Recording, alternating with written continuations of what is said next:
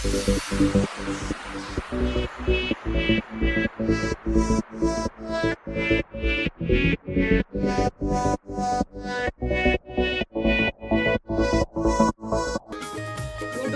तुम्हाला सर्वांना माझा नमस्कार आहे। तर मी आज करडीची भाजी बनवणार आहे। तर गावरान भाजी आहे, मी साफ करून घेतलेली आहे।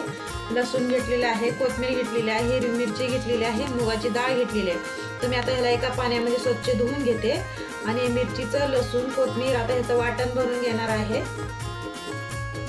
तर एका पाण्यामध्ये स्वच्छ ही भाजी धुवून घेते मी।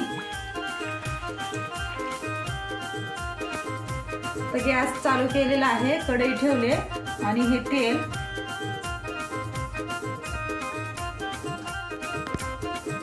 मिरची, लसूण, कोथिंबीर आता ह्याचं वाटण बनवून घेते। तेल गरम झालेलं आहे, जिरं,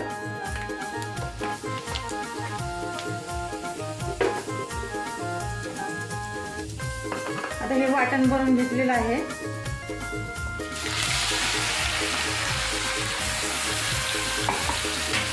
त्याला 1-2 मिनिटं परतून घेते।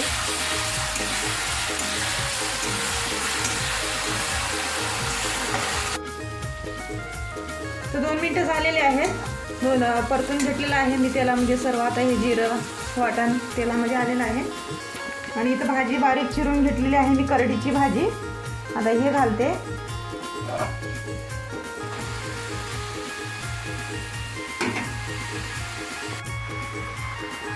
भाजी पण टाकलेली आहे मी आणि ही मुगाची डाळ, त्याला पण स्वच्छ धुवून घेतलेली आहे। आता हे पण घालायचे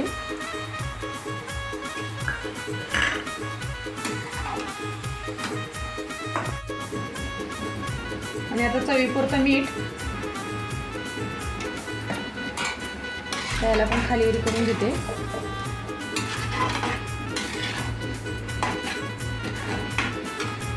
आणि ते शिजण्यासाठी पाणी,